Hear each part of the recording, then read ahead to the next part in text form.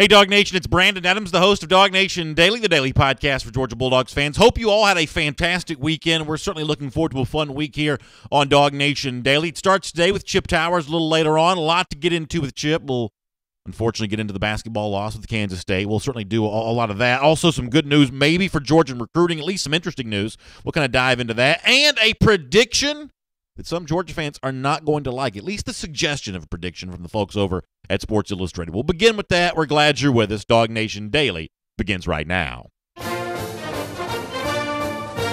Presented by DawgNation.com, this is DawgNation Daily, the daily podcast for Georgia Bulldogs fans. Here's your host, Brandon Adams. We've said before on this program that we love preseason chatter. We like the predictions. We like the hot takes. We like all of that stuff that kind of leads you into the college football season. And for us, it can't start soon enough. You know, there is this idea on the internet of the way too early top 25. All the major national websites kind of do some version of that. The only problem with that from our perspective here is there's no such thing as way too early. You know, you can start this at any point in time, and here on DawgNation Daily, we're going to be pretty happy with that. We feel that way about predictions that are good news for Georgia, and frankly, we even kind of feel that way sometimes about predictions that maybe are not quite so good for the Dogs, because it's all a part of that conversation that sort of bides the time until we get back to September and start playing some more games again.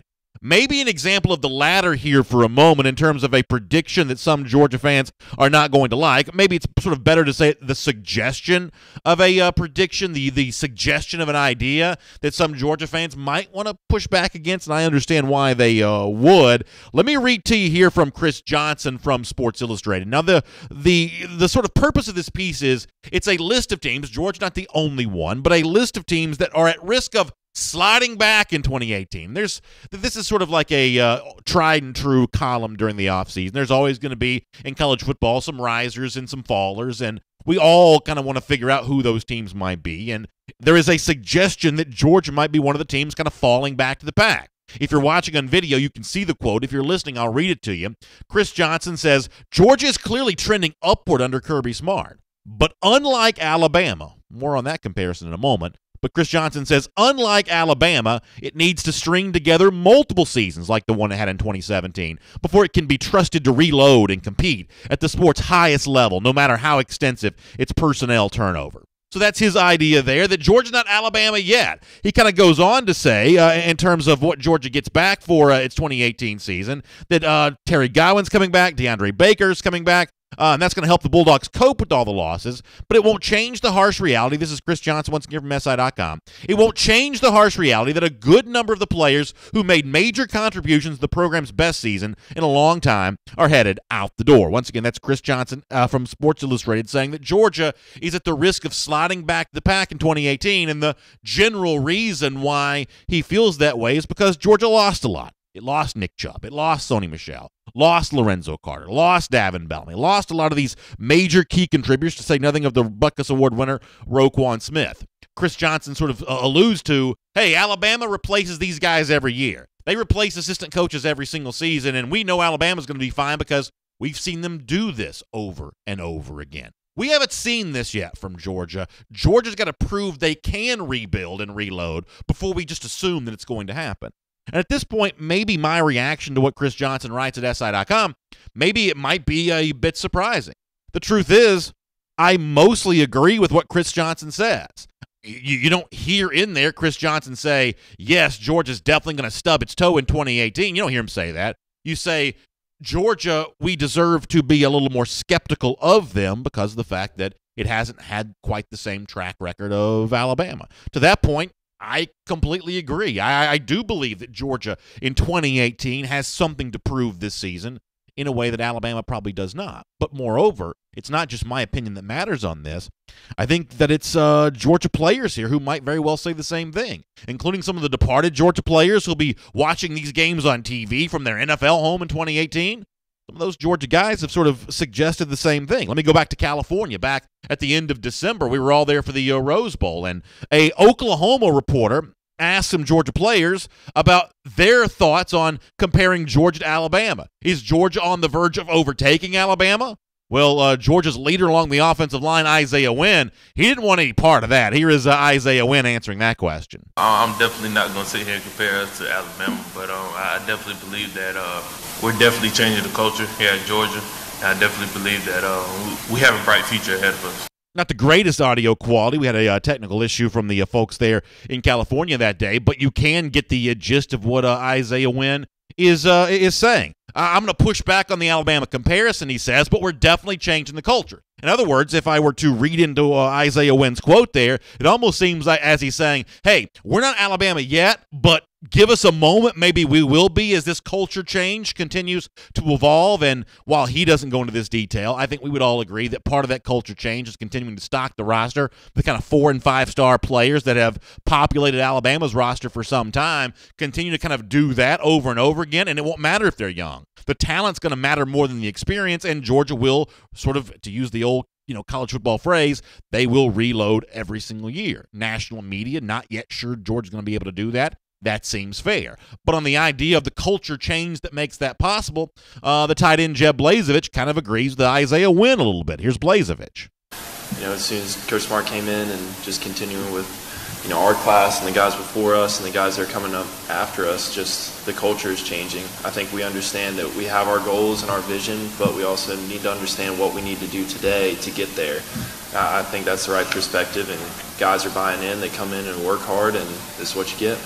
Blazevich is a well-spoken guy. Isaiah Wynn is too. They're pretty good at articulating a message like that. It's one of the reasons why Georgia always seemed to turn to them when there were media opportunities.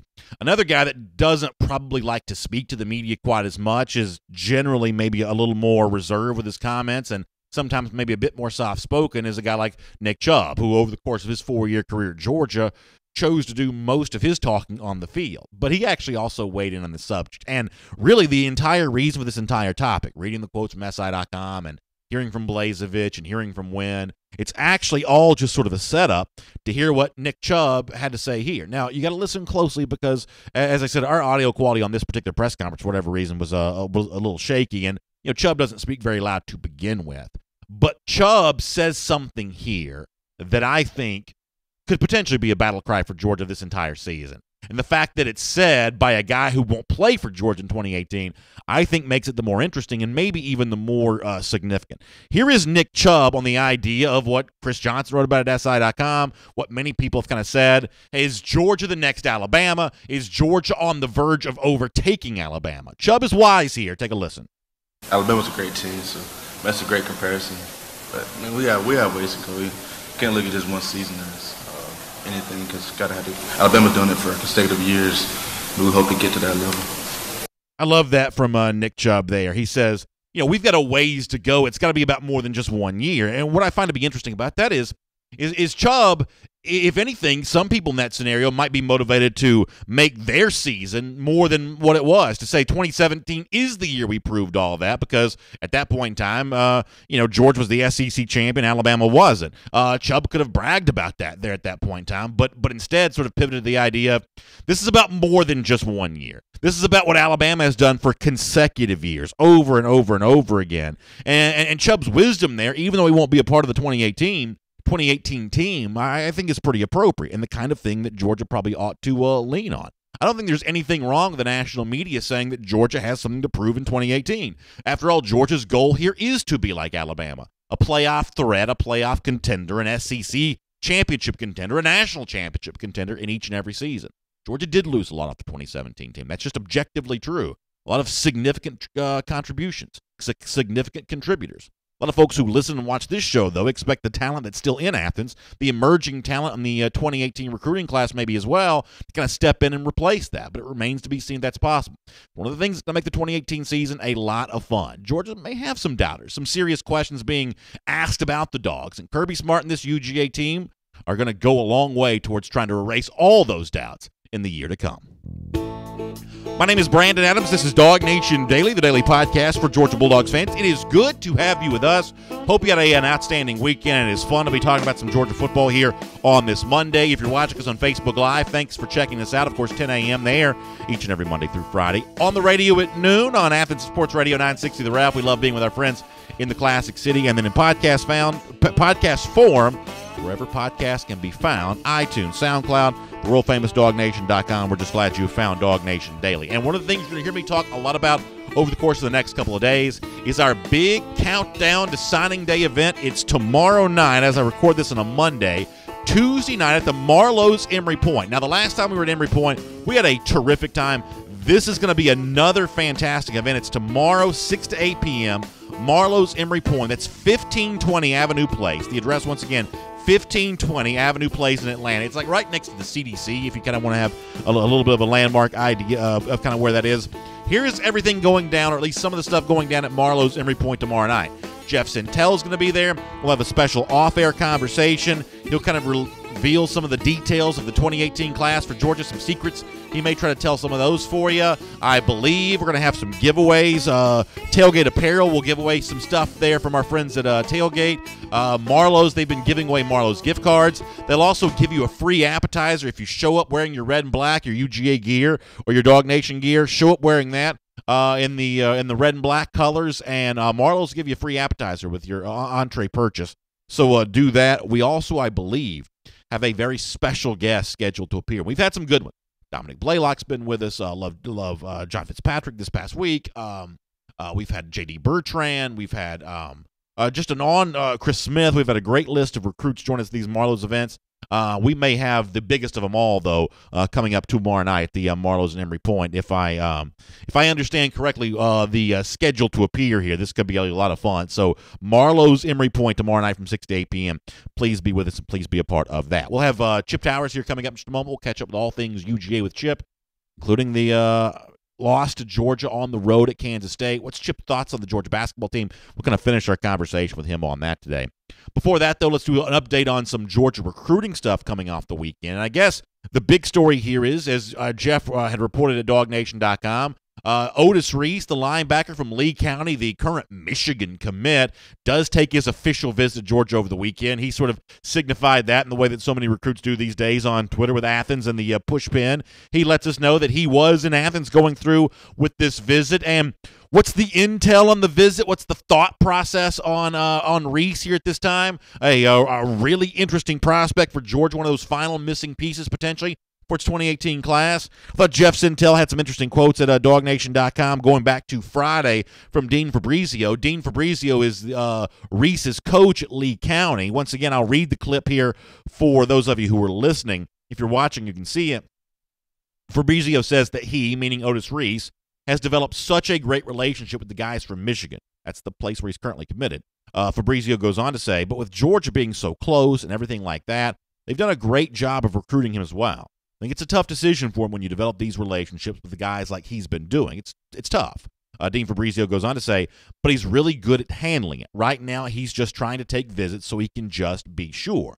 And it certainly seems like that Otis Reese has been kind of a part of a deliberate process here, not giving a lot of interviews, as Jeff Sintel has told us before. Not only has Reese sort of not really participated in a lot of interviews, he hasn't really even wanted to be photographed all that much. This is a guy that's really sidestepped the spotlight almost as much as any recruit possibly could. But he does kind of fit into that. Remaining scholarships for Georgia, I think we would all agree that for Georgia, there is Tyson Campbell as the number one most important need, the five-star cornerback that not only gives Georgia a big boost on the field with its defensive backs, but also potentially gives Georgia a chance to sort of reemerge as the number one overall class in the composite team rankings for the 2018 year. So Campbell's probably the number one need for Georgia, but then after that, you've got this sort of log jam of that next group. And on DawgNation Daily on Friday, Otis Reese, Jeff Sintel kind of talked about how he fits into some of those other big names. Here's a little taste of what happened with Jeff here in our program on Friday. I would imagine by February 3rd, February 4th, Reese, Walker, and even Sandage. Let me draw that name in there as well, because the Sandage family has told me the most respectful way that they can finish out their son's recruitment is to let them know a couple of days before National Signing Day just exactly where he will wind up. That way they can jockey and build or rebuild the rest of their class accordingly based off that decision. I think there's a lot of dominoes that are being lined up in a pretty clever and a pretty tactical and shrewd fashion Yeah, I think it's a great description. The dominoes that are being lined up, some of those, will fall in Georgia's favor. Some of them might not. As far as one of the other names that Jeff mentions there, Quay Walker, the linebacker from Crisp County, we've certainly talked a lot about him on this program over the last few weeks, really probably over the last couple of years. He takes an Auburn visit over the weekend, and sometimes here on this program we say that Twitter doesn't necessarily prove things by what you see, but sometimes it is sort of proving by what you don't see, and I think we have a collection here of Quay Walker's tweets, and really, at least the last time I checked this back in the morning, no example of his visit to Auburn. You see the tweets from his visit to Alabama. You saw some tweets for some pictures from his in-home visit by Kirby Smart in Georgia this week, but really no social media proof of his visit to Auburn over the weekend, which would lead me to believe that Auburn's probably not much in the mix there. This may be about Georgia and Tennessee trying to flip Walker from Alabama, and as Walker goes, it'll obviously impact what happens with Otis Reese here as well. So all really interesting stuff there on that front. Obviously, we'll have Jeff Sintel back here on our program again tomorrow. We'll talk to him more about that, how Walker, Reese, and then Rick Sandage, how they all fit into the puzzle pieces here for Georgia for its remaining spots for 2018. For now, though, let's turn our attention back to the Dogs currently in Athens on the field. Let's get ready to welcome in Chip Towers, and of course, it's great to have you with us on DawgNation Daily as well.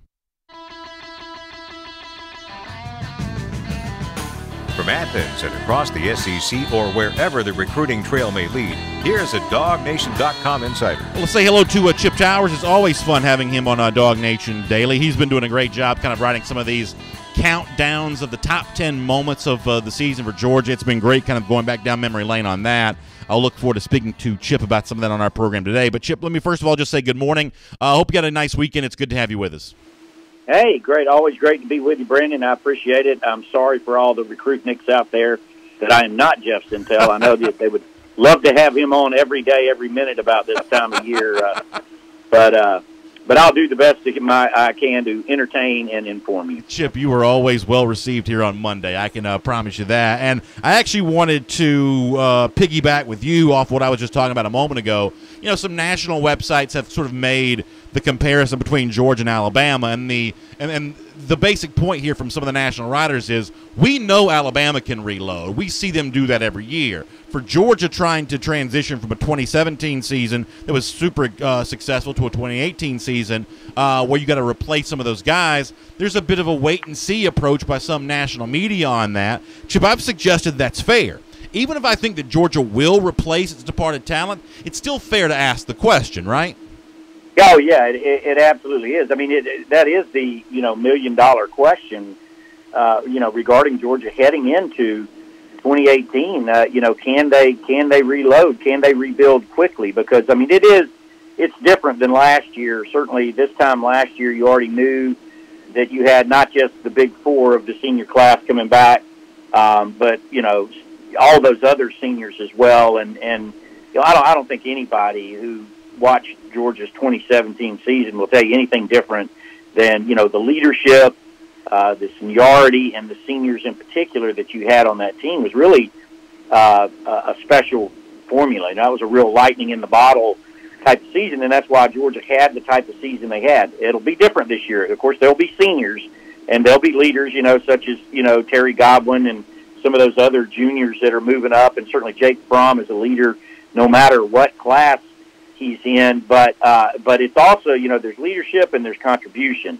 And the contributions, by and large, aren't going to come from seniors in 2018. They're not going to be able to. It's going to have to come from that young class. Now, by all indications, Kirby Smart and to some degree Mark Richt right before him have recruited very, very well based on national rankings and everything else. But the proof is in the pudding. You can't really be sure until those guys not just get on the field for special teams, but they're out there for every down or playing 80% of the snaps and 70% of the snaps. And to be quite frankly, Kirby Smart can't tell you that. I mean, You got to get him out there and see. Kirby Smart couldn't tell you that Jake Fromm was going to be as good as he was going to be this season until he got out there and had to play. And so we're not going to know. That's a challenge. But I tell you what, you say that, and I've written both things, Brandon, in the last couple of weeks. I've written 2018 going to be a huge challenge for Kirby Smart and his staff. And then I've also written that, by breaking it down, I think Georgia's going to go 11-1 or 10-2 because the schedule favorable, I would call it. Certainly there's not a lot of Mount Everest to climb on that schedule as far as I can tell at this early juncture. So, if you can make that happen, maybe you've got a little bit of a transition year, but you've got a schedule to accommodate that. Maybe you can keep this momentum rolling, and they've got some momentum right now. Yeah, I read that piece that you wrote, and I want to talk to you about that because I think you make some good points in that, and I think that you really do kind of identify, there's really only a couple potential landmines for Georgia in the 2018 regular season slate. Now, Chip, you and I both know that college football is an unpredictable business. There are potential trip-ups all the time that we wouldn't have seen coming, but looking at the schedule the way it appears now, as you wrote, it's that road trip to LSU. Even if I think that LSU may not be great in 2018, that is still a really tough game. And then there's also the home game in November against Auburn. And, Chip, as you well know, those are right now really the only two games whatsoever that Georgia has any chance of being a point spread underdog in. And likely the road game at LSU is the only one it actually will be a point spread underdog in. And even that one, depending on how the early season goes, could actually sort of break in Georgia's favor before kickoff there. I mean, that's a pretty nice schedule to have given to you, given the fact you got to replace a Butkus Award winner, find a new left tackle, and replace a couple of senior running backs who just set a record for combined rushing yards in a career. Yeah, and just about your entire defense. I mean, and the defense, carried the team on its shoulders this year. I mean, you can break it down 100 different ways, but at the end of the day, I'm in the middle of writing this great moments of 2017, and when you do that, you kind of realize, wow, that defense really did, sort of lift this team up. And I'm with you on LSU, and in the, I broke it down game by game, and the way, I particularly did it, that's the only one that I had Georgia losing. The reality is, if you were to put my feet to the fire, I would say the over and under on losses for Georgia is probably about 2. Yeah. And look, it's just, I'm old school. Everybody knows that who listens to me on this. It's not I'm old school. I'm just old. Okay. And so I've been covering this league for a long time, and I don't care what kind of team. LSU, I'm like you. I mean, they don't blow me away, and I think they're at a real crossroads under Ed Orgeron, but still, Baton Rouge at night and Death Valley is still what it is. I've seen Georgia go over there with great teams and lose. I've seen them go over there and win too, but not very much. I mean, it's just a tough environment, a tough place to play in, just like Jordan-Hare was toward the end of the year last year. To me, the biggest one that really just sort of pops out at me, though, is that, Game 2, September 8th, at South Carolina, Columbia, South Carolina. I know, nobody's shaking in their boots about the Gamecocks or what's going on right now, but I think everybody knows that they have a good team coming back under Will Muschamp. And, Brandon, you follow Georgia, just about as long as I have, whether it be as a fan or professionally. And, that hot early game in Columbia, it's going to be 100 degrees. The chickens, as I like to call them, are going to have all their optimism, still in their sacks. It's not like when you get them in November and they realize that they have no hope. In September, they will believe that they can win the national championship. I have a bunch of family over there that are South Carolina alums, and they believe early in the year. They believe they're going to beat everybody, and they'll be believing at that point in the season. I expect it to be a war. The other thing about early in the year, you're still trying to figure yourself out. I think Georgia was a different team in the second half of 2017 than they were in the first of 2017, because once they figured out who they were and what they were about. At that point, you still don't know, and so that makes you very vulnerable as well. So I kind of agree with you about the South Carolina thing in terms of playing the game earlier in the year makes South Carolina maybe a little bit more motivated because optimism reigns supreme at that point in time for a lot of college football teams. And yet, that said, Chip, I still like the fact that the game is moving back to that early September date. To me, that feels appropriate for Georgia, South Carolina. Playing the game later in the season the way that it has been the last few years, I haven't liked that as much. I do like the idea of one way or another the South Carolina game being sort of the entrance ramp to the Georgia for the SEC season and a bit of a measuring stick. I think it's kind of fun to go on the road second in the SEC, second week of the year, especially given the fact that you've got two relatively weak opponents kind of sandwiching that game. I'm actually kind of excited about having South Carolina back early in the year again for Georgia. I agree with that 100%. I hated it in late October and early November, which has been, I think, for the last 5 years. It popped up there early 1 year not too long ago. And And you're right. The other early game is a little bit shaky too for me. Is just because it's just in that danger zone of kind of between South Carolina and Tennessee. Is that trip to Missouri? It's always a difficult trip. It's far out there. They've got Drew Lock coming back. A lot of receivers like they always have. A quarterback play is one of the first things that I look at. Two things I look at when I'm evaluating teams for the next season. I tend to look at quarterback and defensive line, or defense in general, but defensive line in particular. And Missouri's one of those teams, would they win six in a row at the end of the year, whatever it was? Bowl game, yeah. And Drew Lock, he got a lot of draft love. The fact that he came back is not a small deal, and that'll be a difficult game as well. So I want to talk about the ticket increases, or at least the likely ticket increase. You wrote about that a little bit on Friday at DawgNation.com. I completely agree with you that this is to be expected. When a team does as well as Georgia's done, it's going to raise its ticket prices. And as you also pointed out, Georgia historically has been among the lowest, at least in terms of the face value of the ticket, among the lowest in the SEC. So maybe from that perspective, maybe Georgia's sort of overdue to kind of add to its revenue coffers here. But here's my question. This is not like picking on the Athletic Association. I just think it's a question worth asking. So as Georgia sort of moves on, we think they're probably going to be more successful, at least I do. As they move on, become more successful, and the tickets become more in demand, money sort of starts rolling in more, is there going to be anything done for the rank-and-file fan at all anymore, or are they just going to be completely discarded because there are no more of these Bulldog Club tours anymore? You don't really have much of an autograph day anymore. Those are things in the past that have been something close to free, and they, for the most part, don't really exist anymore. As tickets get more and more expensive, is this going to become just simply a club for the sort of elite, exclusive donors, or is there still a place in DawgNation for the sort of average rank-and-file fan who may not have tens upon tens of thousands of dollars? I'm not picking at Georgia on this, but I think it's a question worth asking. What is the place for the sort of less moneyed fan to be a part of this thing? Well, you make a great point, and that's a great question, Brandon. And I think it's something that not only Georgia, but all of college athletics needs to be very, very careful about at this point. And I think it's something that sort of the Masters tournament ran into, and Billy Payne addressed during his time of chairman of the Masters tournament, which was to he eventually incorporated some measures to allow young people to come in to those tournaments, because you were getting a very old, blue-haired, moneyed, well-heeled, population, but you're not, quote-unquote, growing the game. And, Brandon, you're probably like me and most of the people in my generation who, got, quote-unquote, turned on to Georgia, as a kid when you came over there to Athens and, bought a ticket on the street, from the and walked in and were wowed by the atmosphere, and that type of atmosphere, it stays with you the rest of the life. And I don't care if you're watching it on a 60-inch plasma TV in your basement; it's not the same. You may decide, well, I like that team, and that's going to be my team, but it's not the same as enjoying a game day experience.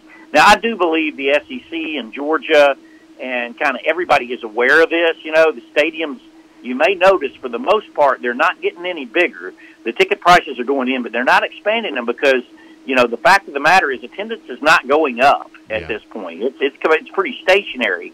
And you're right, Georgia and Alabama, they can ask more right now. Georgia has really been in kind of a state of a market adjustment for maybe, I think it's the better part of 10 years now, but I think this is the fourth adjustment, in the last 10 years, and it's no coincidence that most of those came after good seasons. 2008 after the 2007 season, 2015, they had another adjustment. They're gonna do that. It's just natural, but they need to be real careful with this.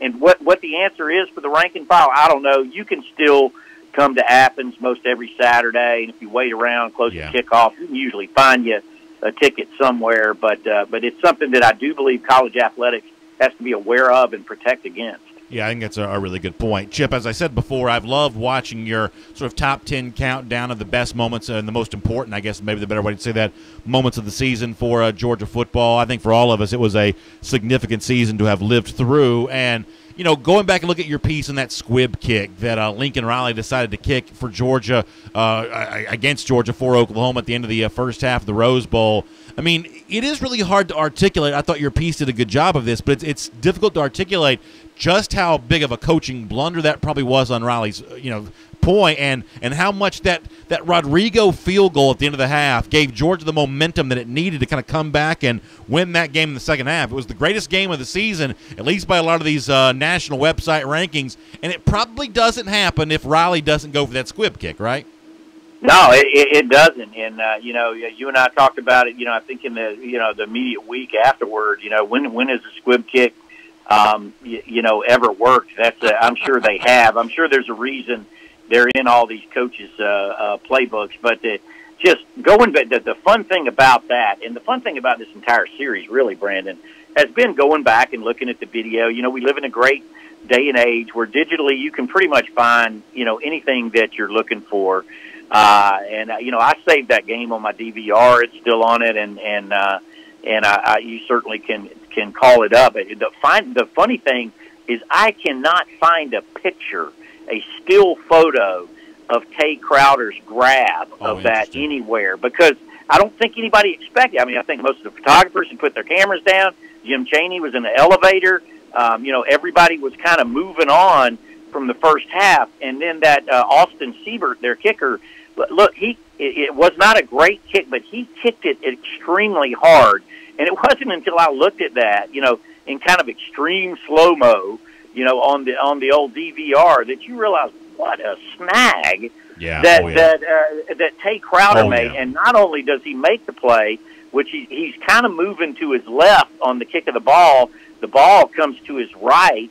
He manages to stop and pluck it out of the air. The momentum carries him back a yard or two, and he has the forethought or wherewithal or whatever you want to call it, the poise to drop straight to the ground, not try to return it, not try to do anything else, but jump right down. 1 second off the clock. I mean, that was incredible. Incredible. And then with Jim Chaney in the elevator, unavailable to make a call, James Coley says, let's do a quick out and try to get a field goal. I guess ultimately, that's Kirby's call. But, they get up to the line so fast. Everything had to work perfect. Jake Fromm, a perfect ball. Terry Godwin, a great catch. Kirby Smart, I mean, in full sprint, yelling timeout from the time the ball leaves Jake's hands to the ref knows as soon as that ball hits his hands, they call timeout, 1 second left. Unbelievable. So all that's great. Now you got to make a 55-yard field goal. Yeah. And I don't think anybody among us was expecting Hot Rod. God bless him, but that generally hasn't been his thing to date. It is now that he made a couple of postseason 50-yarders, but dang if he doesn't step up and nail that thing through. Huge momentum turn in that game, and you saw it with an unbelievable third quarter, probably a third quarter for the ages. As Georgia outscores Oklahoma 24-0, and ultimately they had to win it in overtime. But that just kind of made it all better. I'm keeping you late, and I apologize. Let me squeeze in one quick final question, if you don't mind. Georgia loses on the road, Kansas State, in that Big 12 SEC Challenge on Saturday. Another long stretch in the second half where it doesn't score. This is kind of those final 5 minutes of the game for the most part. What's your thought on the current state of the Georgia basketball team this year, program in general? Kind of where are things in your mind?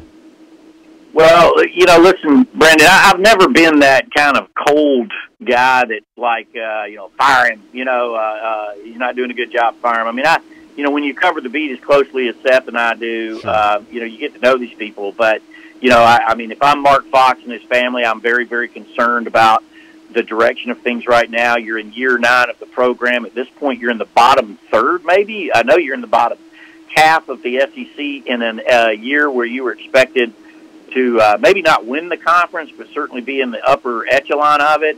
And it's not just where you are in record and ranking and RPI and all that other thing, but it's really the how. It's the eye test, blowing these leads. 16-point lead at Auburn, 16-point lead at home against Arkansas, 6-point lead at Kansas State late in the game, and then you go into non-scoring stretches you can tell that kind of stuff eventually when it happens, it becomes psychological. It gets stuck in their head.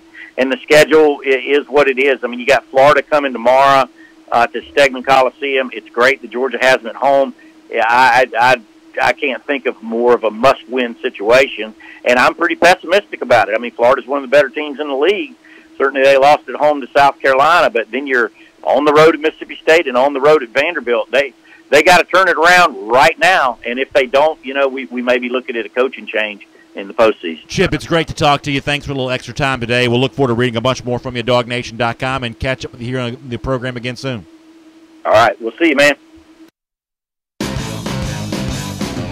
Let's take a look around the rest of the league. This is SEC Through. Really good with Chip Towers there. Interesting thoughts from him on the basketball situation. Obviously, the disappointing loss for Georgia against Kansas State. I mean, listen, it's not unexpected necessarily to go on the road and lose a game against a Big 12 team that's something of a fixture in the tournament. But another stretch where you have trouble scoring. To me, it's and I've said this before. It's not so much about, can Georgia compete for championships in basketball. The truth is Georgia's a long way away from being able to do that. But what brand of basketball do you want to see Georgia play? And against Florida tomorrow night's a perfect example of this. Mike White, the Florida coach, just runs, I think, a more entertaining brand of basketball. Now, it helps that Florida is also better than Georgia, but they're shooting threes. They're creating, opportunities for guys to get to the front of the rim. There's just kind of more going on there.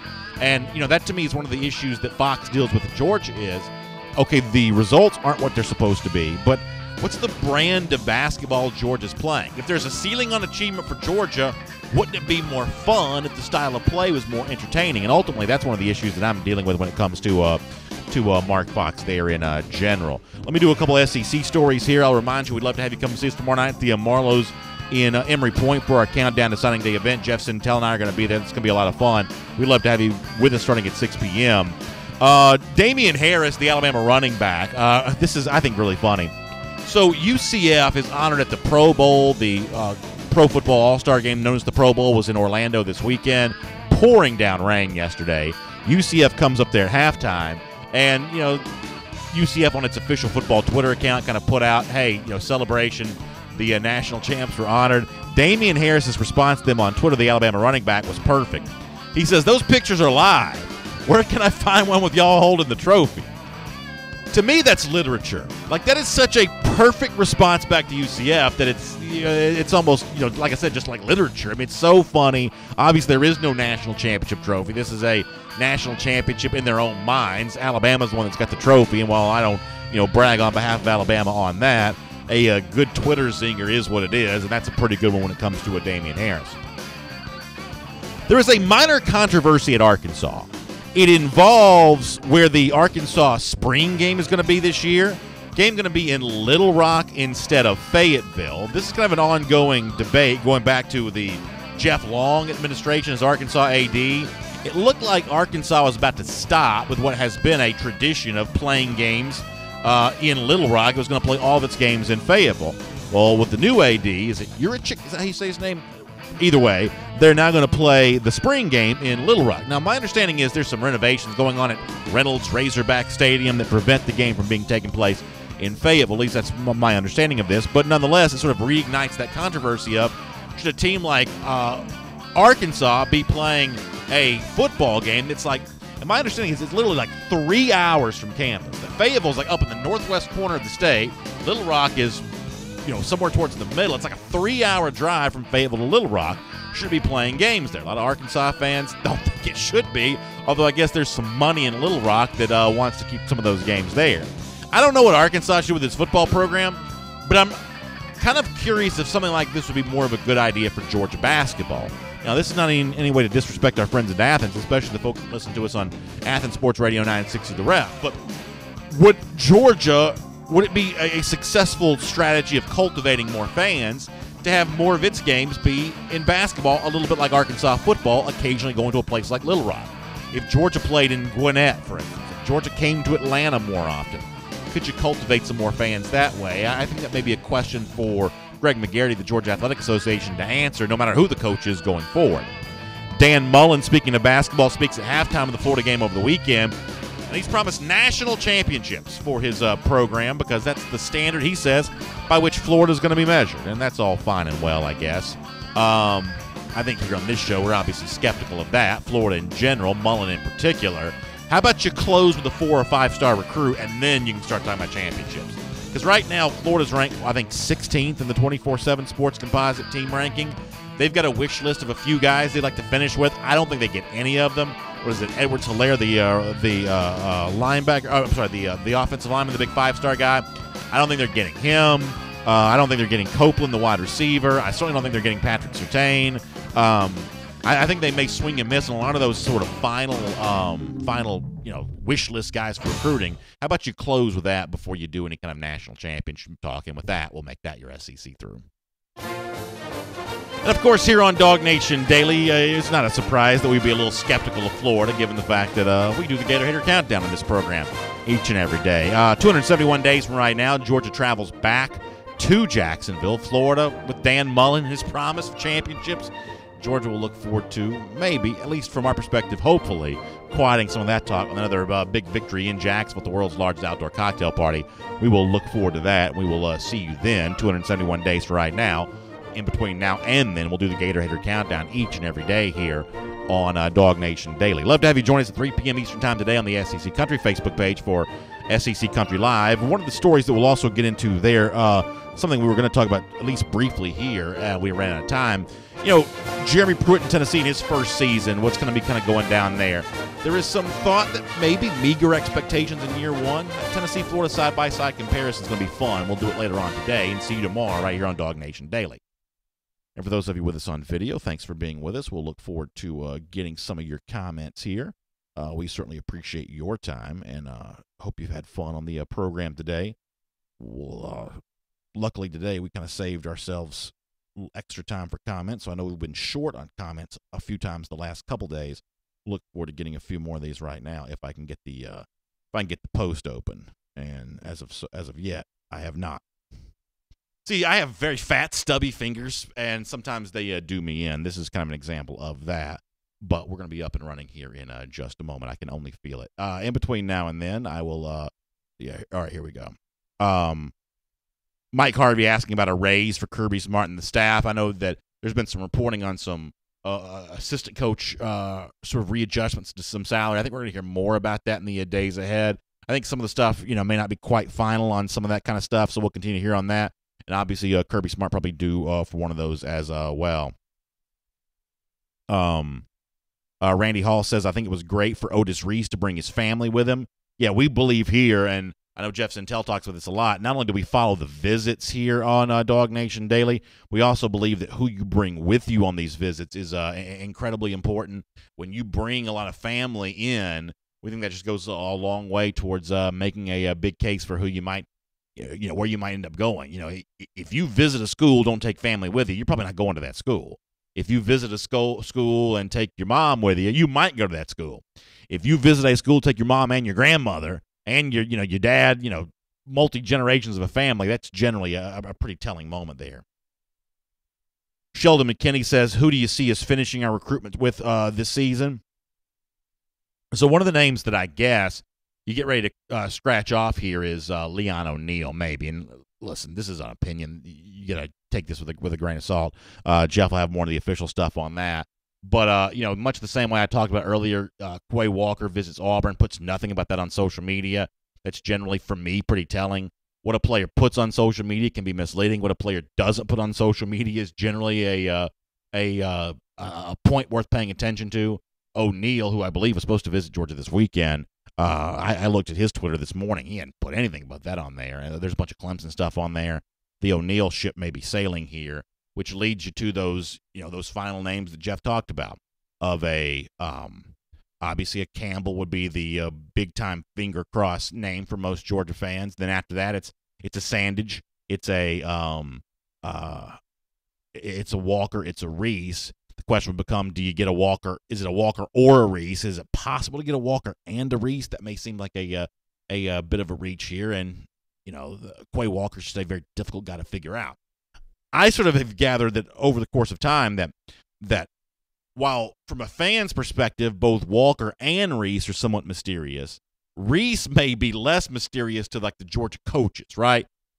Reese is sort of shy when it comes to the media. Walker's sort of shy when it comes to the media. So therefore, fans like you and me, we can't figure out either guy.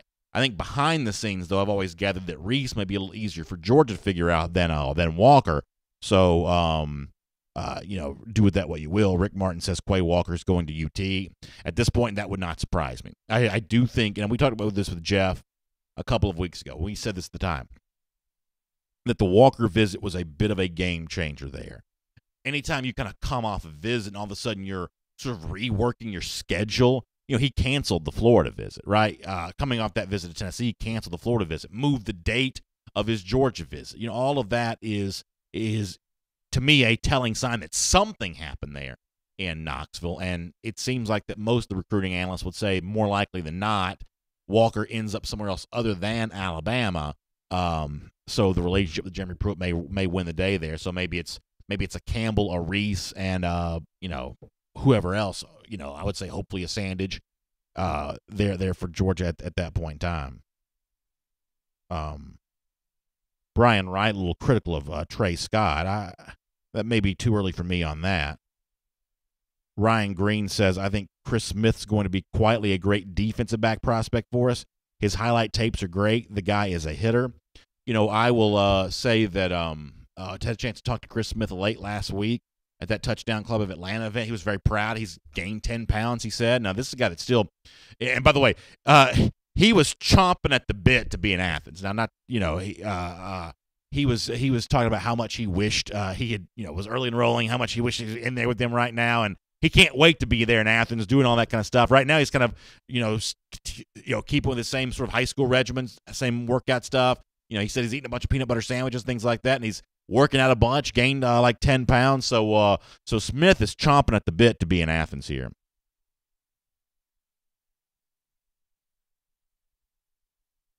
William Moore says, are all of our coaches in place? No, Georgia's still looking to replace 2 assistant coaches, right?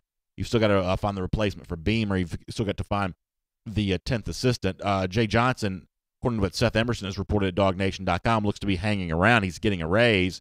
I asked Seth if that meant that he was going to transition to being an on-field coach for 2018, and Seth said that there's no evidence to say that as of right now. Brandon Brown says, what do you think about Richard LeCount starting this year? Yeah, I think that Richard LeCount is certainly in the mix for one of those 2018 starting roles. I think LeCount's going to have a good year. I really do. Randy Hall, back on the Trey Scott subject, he needs to get Rick Sandage. Yeah, I mean, listen, I won't lie to you that, I've always felt like that that for Trey Scott, Rick Sandage was an important recruiting battle because of the fact that Scott gave his first scholarship offer to Sandage when Scott was still at North Carolina. And by that I mean that Sandage's first offer came from Trey Scott. So that long-standing relationship I've always felt was important there. I don't think it's a make or break for Sandage. For Trey Scott. I don't think we're in that kind of scenario when it comes to that. But in terms of, hey, you'd like to see your guy win with Sandage, given the fact there's a long-standing relationship, I do think that would be kind of important there. I guess Sandage was in Columbia over the weekend, is that right? And they, I know the basketball crowd, I guess, did the "We Want Sandage" chant when he at the basketball game. Ron Winky Thomas says, I'd like to see Hardman go deep more next year. I think you may get a chance to see that. I would expect it to probably be a bit a part of the game plan a bit more. I mean, I always thought it was telling that even in those early moments in the season when McCole Hardman was still learning the position, prone to some drops, prone to some things like that, Georgia kept throwing it to him. That lets me believe that Smart and Chaney believe they've got a pretty good talent there when it comes to Hardman, that he was worth the risk of the growing pains and the challenge of the steep learning curve. He was worth going through with all that because of how talented he is. Now, later on in the season, we may have seen a little less of him because of the way that Javon Wims emerged, but I would expect us to see a good bit more of McCole Hardman in 2018. There was also another quote down here I wanted to get to. Let me see if I can find that one again. Oh, Maurice Carter about Mark Webb. I expect Webb to be in the mix. I definitely do. If Georgia signs Tyson Campbell, I mean, I may have egg on my face when I say this, but I believe that Campbell end up starting. Now, some of y'all may say you can't start a freshman quarterback. You might not be able to, but But I believe that Campbell might get the start there. And I think that I'd probably be willing to. Now, I'm not telling you have to make him your first play starter against South Carolina in week 2. You can make him the starter over the course of the season. But, one of the things that, like, the stat guys who crunch these numbers over and over again, one of the things that they'll tell you is that experience is more sort of correlated to success in defensive secondary than other position groups are. That you can have, young guys succeed at a lot of positions, but on the defensive backfield, experience sort of matters, which on the one hand may say, well, that's going to put Tyson Campbell, in a bad spot in 2018, and at times it might. But think about how much more it'll pay off for you in 2019 and 2020. If that young man is worth, and lives up to the sort of athletic hype that he has, if Georgia were to sign him, I think you got to find a way to play him as much as you can to make him be an experienced quarterback by 2019 when you really hope to be in the national championship business once again. May still be that in 2018, but you're building towards what could be a really fun 2019. Brandon Brown says, do you think Fields has better arm talent than Fromm? I don't know.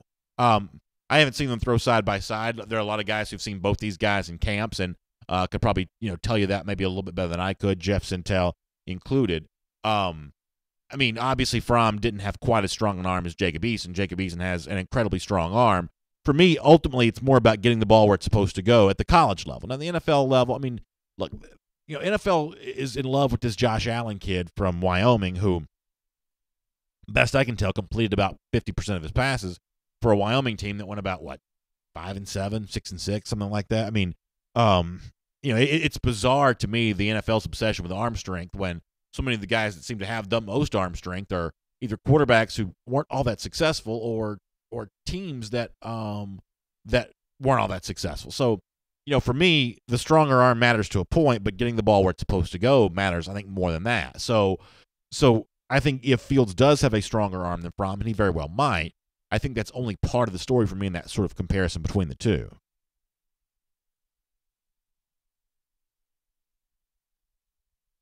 Ryan Green, I like this.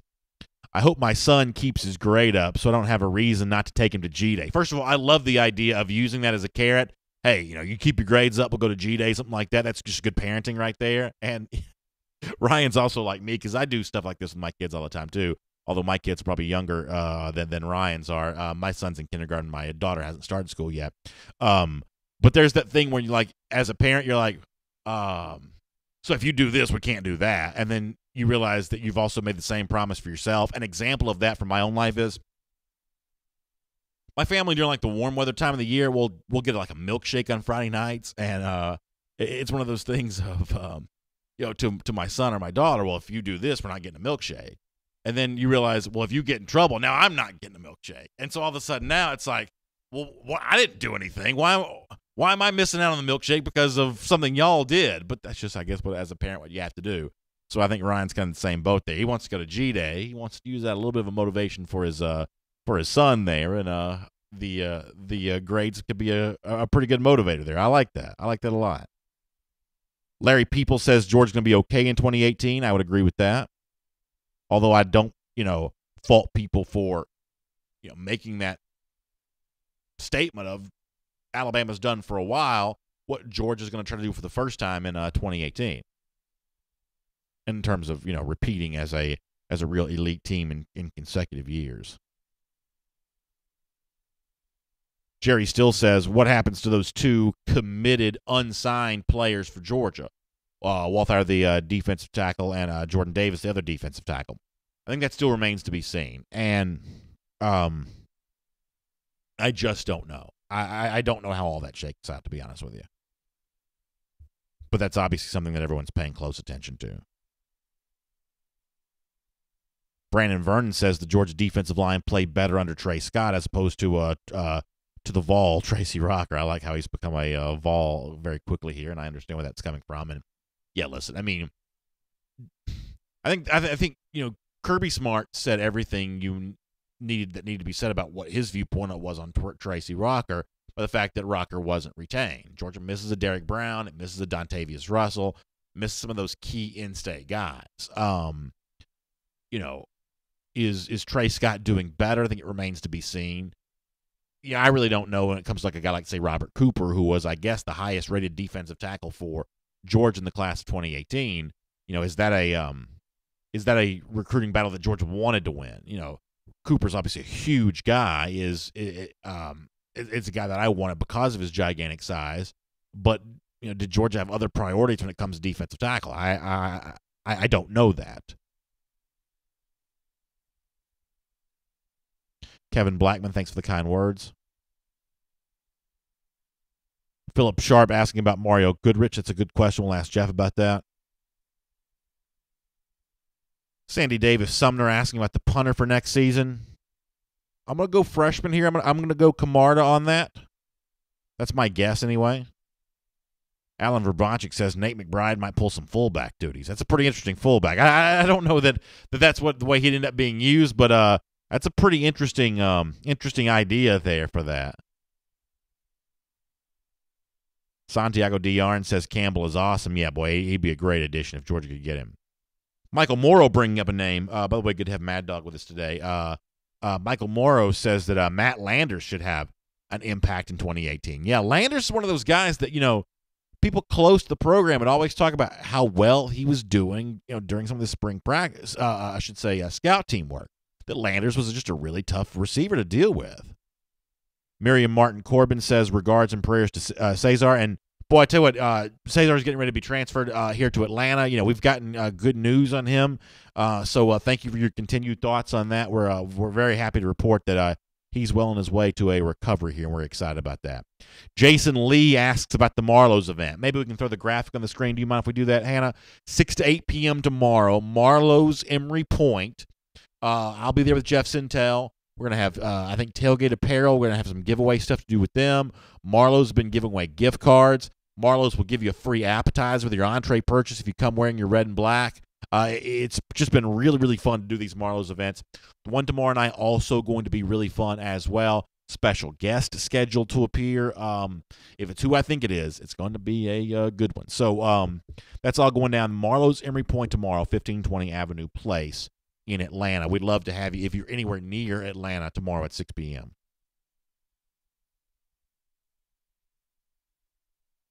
Philip Sharp says Fields does have better arm strength than Fromm. Watched him for 2 years at Harrison. Thank you, Philip, for weighing in on that.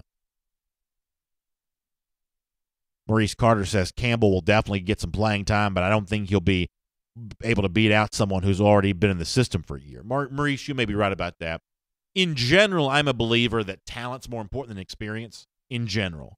I think that a uber-talented player is, going to be more likely to beat out a less talented, more experienced player. But, as we said before, defensive backfield may be one of those positions where experience matters more, so you may end up being right about that.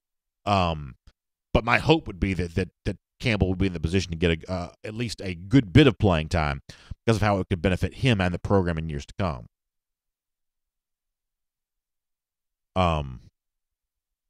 Mark Godfrey on the tight ends. Looking to see more from Isaac Nada. I know that Nada kind of put out that message to Jacob Eason over the weekend. We didn't have time to put that in the show today, but I know he sent the well wishes to Eason in his future. Matthew McGahee says, I want to see a Leak Tebow situation with Fromm and Fields. That's obviously a reference for those of you who are maybe a little too young to remember from back in 2006. Florida won the national championship. Chris Leak was the quarterback. He's more of a traditional drop-back passer, kind of in the mold of Jake Fromm. Tim Tebow was more of a dual-threat quarterback who got some playing time. He got some short yardage opportunities. The difference between, I think, Tebow and Fields was that Fields was kind of a aggressive, straight-ahead runner, whereas Fields may be more of an elusive side-to-side type guy. So I don't know that means that you got to play Fields in the red zone the way that maybe Tebow would have gotten those opportunities in 2006. But in terms of some opportunities for Fields in 2018, I think we'll see some of those. Alan Verbanchik says UGA sweeps the East again this upcoming season, and they're going to throttle Tennessee and Florida in the process. Alan, I love the prediction. I think you have a good chance of seeing that one come true. Nick Lurch getting into the show today. Thanks, Nick. Better late than never, I say. Gregory Stacy on D'Angelo Gibbs. I continue to hold out hope that Gibbs is going to be back and going to be a contributor here for Georgia, but obviously there's more reporting on that still to come. All right, we're late. I got to get ready to get out of here. Bobby Bryan, thanks for checking in on the program. Appreciate your work helping veterans. We certainly believe better late than never, especially when it comes to stuff like that. Clay Glenn asking about Zamir White. I think White's probably end up playing in 2018 at some point in time. I'm excited about that possibility. I see Trey Dukes in the comment section. Trey told us the other day he'd been in the hospital. Trey, are you okay? Let us know what's going on with you. I heard about that on one of our shows. Anyway, we got to go. We will see you 3 p.m. Eastern Time today, SEC Country Live. Back tomorrow morning at 10 a.m. again for DawgNation Daily Live. Marlowe's and Emory Point tomorrow night at 6 p.m. We'll post the podcast, the audio version of the show coming up here in just a couple of minutes. So you can check that out on iTunes and SoundCloud and at the world-famous DawgNation.com. Y'all have a great day. We'll look forward to seeing you tomorrow.